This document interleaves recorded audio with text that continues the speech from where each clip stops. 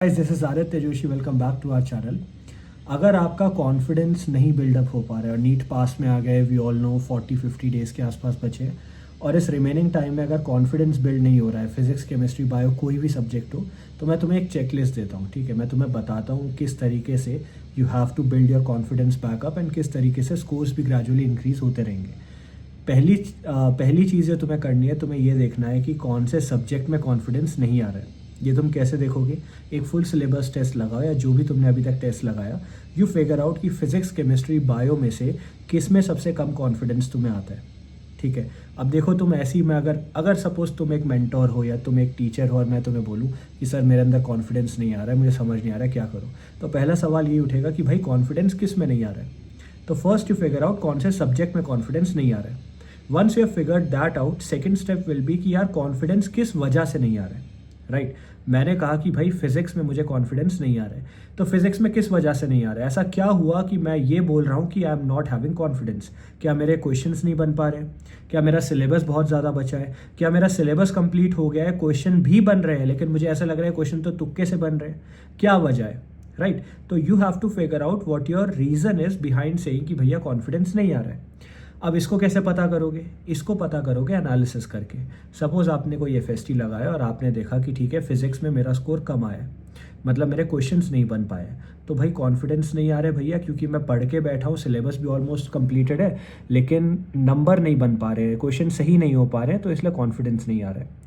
Second reason ये हो सकता है कि भाई मेरा सिलेबस बहुत ज़्यादा बचा हुआ है, इस वजह से क्वेश्चंस नहीं बन पा रहे, मुझे लग रहा है इतने रिमेनिंग टाइम में सिलेबस कैसे कंप्लीट होगा, तो वहाँ पे कॉन्फिडेंस नहीं आ रहा है। ठीक है, whatever the reason is, once you have figured out reason क्या है, थर्ड चीज़ विल बी उसको कैसे कॉम्बैट करें या कैसे एलिमिनेट करें। समझ आया? दोबारा सुनो।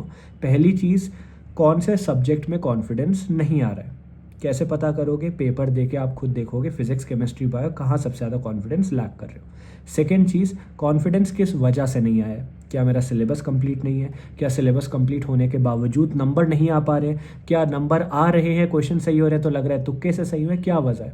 Once you figure that out, third चीज़ है उसको कॉम्बैट करना। कॉम्बैट करने का तरीका ये रहेगा, लेट से आपका सिलेबस कंप्लीट नहीं है, तो you need a plan of action कि भाई फिजिक्स में मेरे 7 to 8 चैप्टर्स बचे हुए हैं और हर बार यहाँ के क्वेश्चंस मेरे गलत हो जा रहे हैं, तो मतलब इन चैप्टर्स को पहले कवर करना है। अब इनको कैसे कवर करें, क्या कवर करें, वो हम देखेंगे।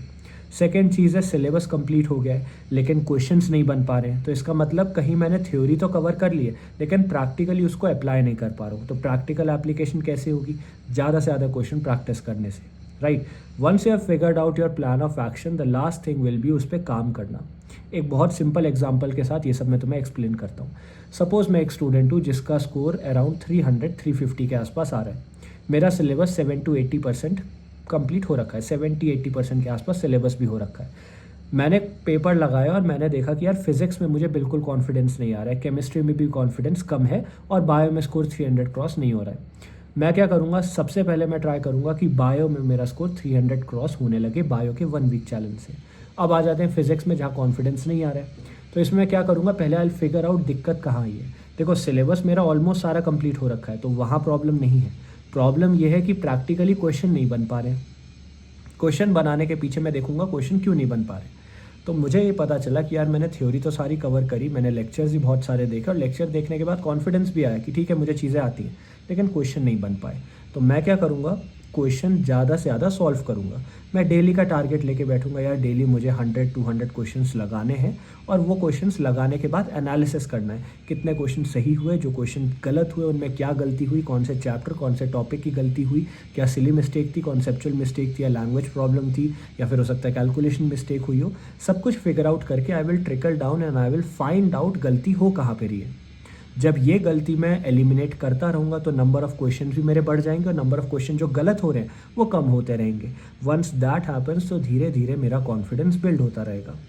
दूसरी कैटेगरी का बच्चा वो था जिसका सिलेबस कंप्लीट नहीं था, तो मैं क्या करूँगा? Instead of going for all the syllabus completion, क्योंकि टाइम अब कम बचा है, 40 के आसपास डेज बचे हैं, व्हाट आई विल डू, पहले मैं वो चीज़ें कवर करूँगा जहाँ से हर साल पेपर आया है, maximum repeated and expected questions वहाँ से आए हैं। वो क्या है? मैंने तुम्हें एक लिस्ट ऑफ टॉपिक्स बना के दी थी फिजिक्स और केमिस्ट्री का, मैंने बोलता इनको पहले करो, यहाँ से सबसे ज़्यादा क्वेश्चंस रिपीट होते हैं हर साल, तो पहले मैं वो कवर करूँगा। राइट, इस पूरे प्रोसेस में तुमने 3 चीज़ें नोटिस करी होगी। पहली चीज़, सिस्टमैटिकली हम चले हैं मैक्रो से माइक्रो। हम डायरेक्टली ये नहीं बोल रहे कि भैया मेरा ये वाला चैप्टर ख़राब है, ये वाली गलती हो रही है, नहीं। पहले हम देख रहे हैं कौन सा सब्जेक्ट में दिक्कत आ रही है, फिर कौन सी दिक्कत आ रही है, उस दिक्कत में क्या एक्चुअल प्रॉब्लम है और उसको ठीक कैसे करें। तो एक सीक्वेंस में चले, एक प्रोसेस से चले। सेकेंड चीज़ हमने देखी कि जो भी हमारी मिस्टेक है पहले हम उसको एलिमिनेट कर रहे हैं रैदर देन एक दूसरी जगह पे जंप मारने के।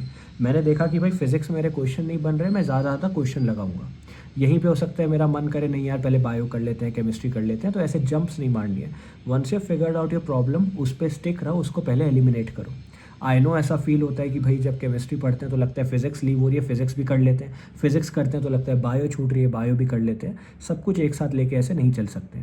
एंड थर्ड चीज़ इज, जो भी मैं कर रहा हूँ उसके बाद एनालिसिस ज़रूर कर रहा हूँ। लेट से मैंने क्वेश्चंस लगाए, तो खाली क्वेश्चन लगाना is just part of the solution, it is not the complete solution.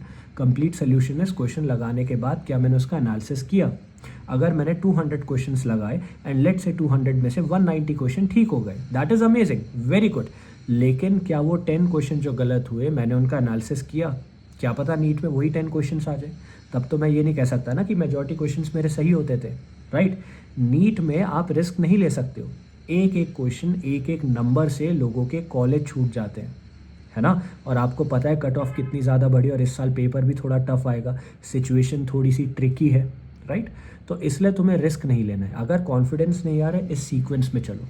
रही बात भैया कैसे करें सब कुछ मैनेज, क्या करें, तो मैंने तुम्हारे लिए चैलेंजेस निकाले हैं। अभी हेल्थ वीक चैलेंज मैंने तुम्हारे लिए निकाला, जिसमें 7 डेज़ के मैंने तुम्हें चैलेंजेस दिए, टारगेट्स दिए, और मैंने बोला यार इसको फॉलो करो। 7 डेज़ में तुम वो सारी चीज़ें कवर कर लोगे जहाँ से पेपर आता है। अगर 100% नहीं हुआ फॉलो, 60% भी हुआ, 50% भी हुआ, तो भी बहुत सारी चीज़ें कवर हो जाएंगी, right. If you want definitely go and follow that. Second चीज़ भैया, एनालिसिस करने के लिए क्या ज़रूरी है? क्वेश्चंस लगाना।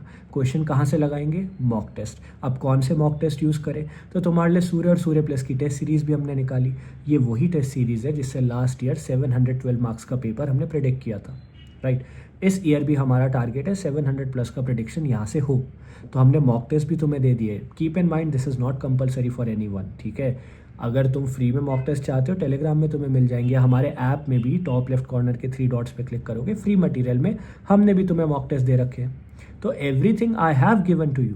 रही बात मेरे लिस्ट ऑफ टॉपिक्स की, उनके लेक्चर्स भी मैं तुम्हें करा रहा हूँ अपने दूसरे चैनल रोड टू एम्स में, ठीक है। तो everything I have told you, everything is at your disposal. At the end of the day find out and figure out तुम्हें कैसे करना है, वो भी मैंने तुम्हें बताया। एक सिस्टमैटिक प्रोसेस से चलो। देखो, जो जो चीज़ें मैं बोलता हूँ ना, ज़रूरी नहीं है वो सबके लिए वर्क करे। ये जो चीज़ तुम्हारे लिए वर्क करती है, ज़रूरी नहीं वो मेरे लिए वर्क करे। हर कोई डिफरेंट होता है, राइट। तुम्हारी फिजिक्स वीक है, हो सकता है मेरी फिजिक्स स्ट्रॉन्ग हो। तो कीप इन माइंड तुम्हारा कौन सा सब्जेक्ट वीक है, कॉन्फिडेंस क्यों नहीं आ रहा है, और कॉन्फिडेंस कैसे आएगा। At the end of the day देखो, कॉन्फिडेंस लाना ज़रूरी है। नीट में अगर डर के बैठोगे तो कहीं ना कहीं क्वेश्चन जो आता होगा वो भी छूट जाएगा। और जो मेरे ड्रॉपर हैं उनको पता है ये फीलिंग। ये क्वेश्चन तो आता था, ये टॉपिक तो आता था, ये क्वेश्चन पहले भी कर रखा था, फिर भी गलत हो गया, हड़बड़ा गए, डर लग गया एंड ऑल दैट, है ना। इसको कॉम्बैट करने का सही टाइम यही है। अभी कॉन्फिडेंस लाओ, अभी ज़्यादा से ज़्यादा क्वेश्चन प्रैक्टिस करो ताकि नीट में दिक्कत ना हो, ठीक है। अभी भी टाइम बचा है, ऐसा हार नहीं माननी है कि भैया टाइम बहुत कम बचा है, हो पाएगा कि नहीं हो पाएगा। डेफिनेटली होगा, क्यों नहीं होगा, राइट। और देखो, अभी पुश करो जितना ज़्यादा कर सकते हो। कॉन्फिडेंस लाने का यही तरीका है जो मैंने तुम्हें बताया। इसको शुगर कोट करके और अलग अलग फैंसी टर्म्स बोल के, हो सकता है लोग अलग तरीके से इसको बोलते हो, but this is what actually works, ठीक है। वीडियो छोटी रखते हैं, इसको इतना करो एंड डेफिनेटली कॉन्फिडेंस इंप्रूव होगा। Thank you.